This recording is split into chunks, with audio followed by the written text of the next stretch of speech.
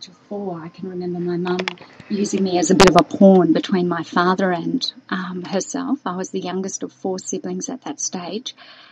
My other siblings are quite a lot older than myself, and they were off at school, so my mum would often use me as the one in between my dad and her. My dad was a violent man, a really violent man, an aggressive man and a drunk. So he would come home and he would abuse her physically and emotionally. And there was one particular day that I remember where my dad bashed my mother, and he left in a huge screaming match. And then eventually I made my way out to see my mum and patted her on the back. And the next day my father returned. My mother had the scars from the day before. And she wrapped her arms around him and said, I love you.